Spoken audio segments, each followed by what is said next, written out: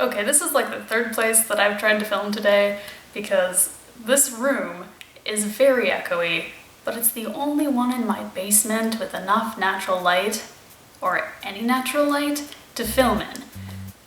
So if the audio quality is not top-notch, I do apologize for that, but we're just gonna roll with it because at least you can see me. Today I'm going to be talking about labels. Labels meaning descriptor words that people apply to themselves to communicate to others something about how they identify or who they are as people. Personally, I love labels. I think it's so incredible to be able to find a word that fits me so perfectly and then be able to find other people with similar experiences just based on that identity. It's great. But on the other hand, I know that some people don't like to be labeled, and that is completely fine. You shouldn't label other people if they don't want to be labeled. That's just common sense. But I think there's an important distinction between people who don't like to be labeled and people who don't like labels. People who don't like labels, just in general, often argue that we have too many labels, or that there are new ones being created that aren't necessary. And I think that's where I have a problem. One quote that I see on the internet a lot is, "Labels are for soup cans, not people." While I appreciate the sentiment of that quote, I think it's kind of missing the point. People who label themselves do so for a reason, and it's strange and destructive to be against people wanting to understand themselves better. Labels enable us to find people with similar experiences, to connect with communities of people like us, and to find solidarity with marginalized groups. If you think that labels don't matter, or that people shouldn't need to use labels, you probably haven't felt the huge sense of relief and happiness when you find a label that fits you. Some people argue that people are special snowflakes for using a lot of identity labels, but really, I found that every time I find a new label, it isn't because I want to feel special, it's because I want to feel like my identity is normalized. I want to find other people who feel the same way.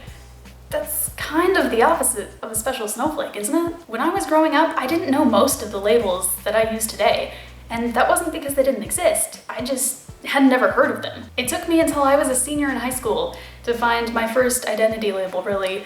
And once I heard that asexuality was real, it was such an incredible feeling. I knew way before that I didn't experience sexual attraction, and that I experienced attraction in general in a very different way from other people. And that was just really alienating. I didn't feel like I was broken because I didn't experience attraction, like that was fine with me personally, but I felt like I was wrong because I didn't experience something that it seemed like everyone else did.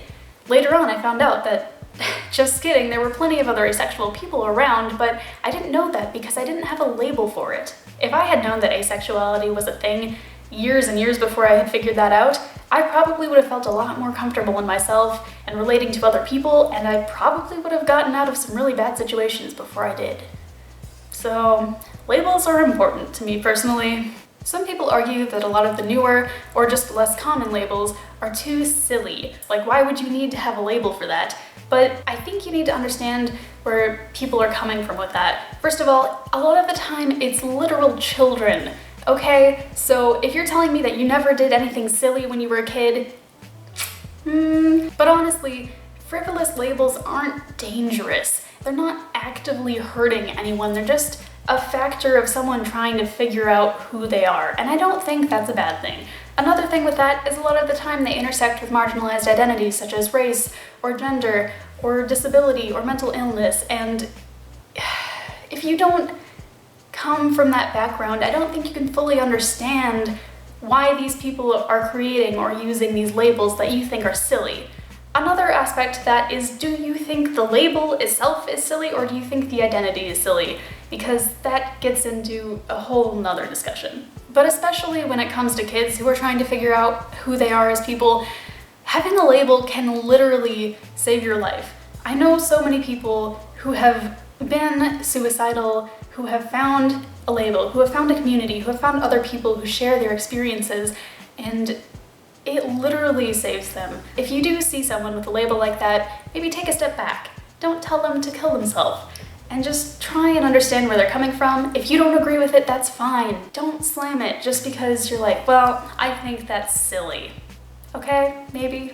Please? I personally, and I know this is probably a controversial opinion, think that kids should be able to feel whatever they feel in that moment without feeling judged later on because they went through something that may or may not have been a phase. I think if one person finds peace or happiness in a label, that should be fine, and they should be allowed to do that, because it's not hurting anyone else. Another argument that I see against labels is that there are just too many of them.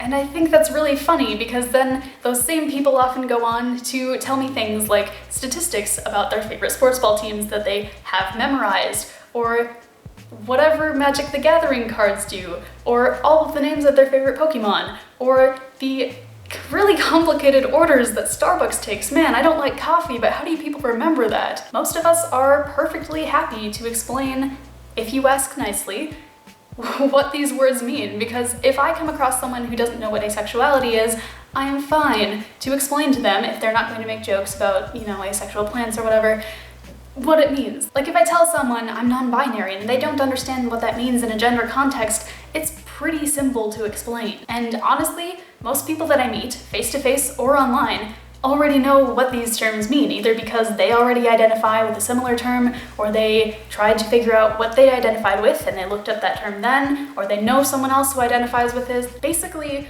when people use these labels, communities use these labels, and then communities outside of those communities start to use those labels because it's helpful to be able to have a name to refer to a community with.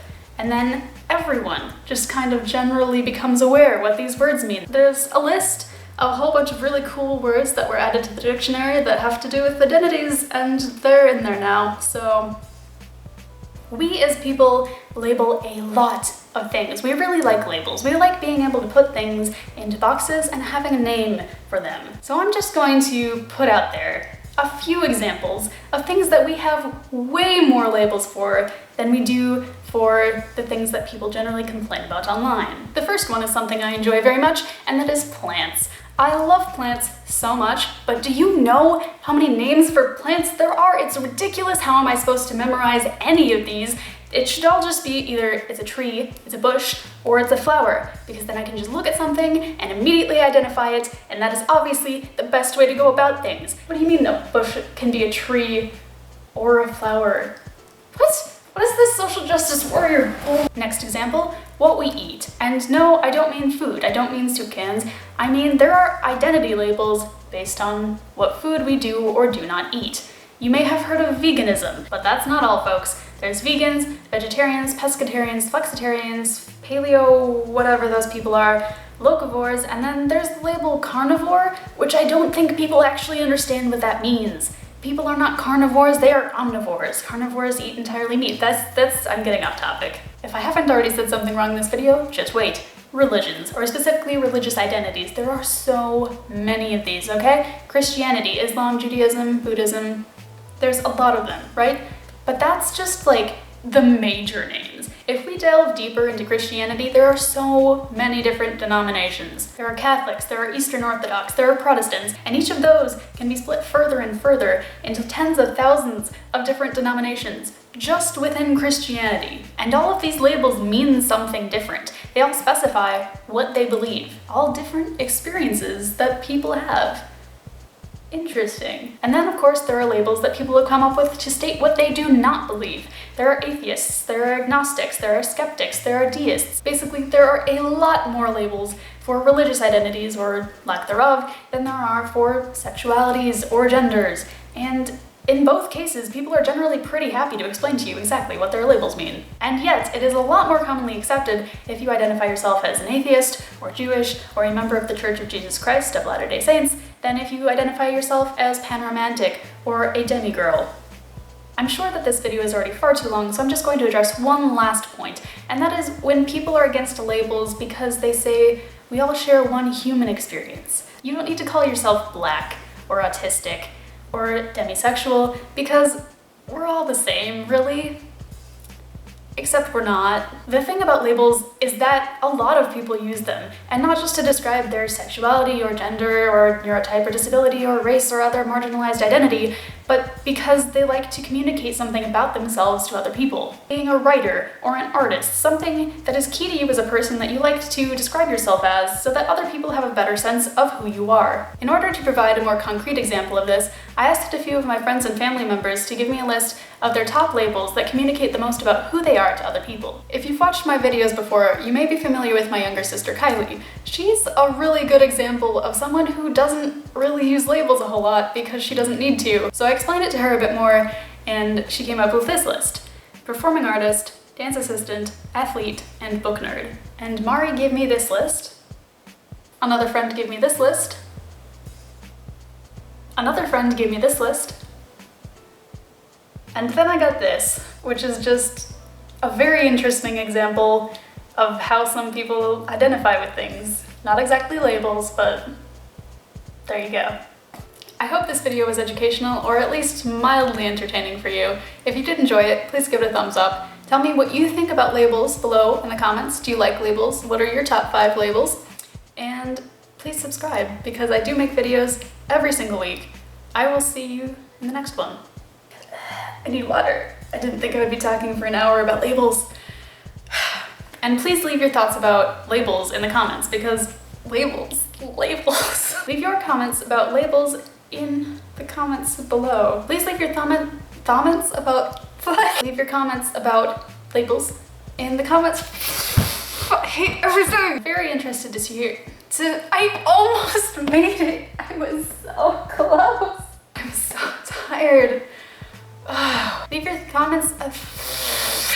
Yes, I did it. I'm done.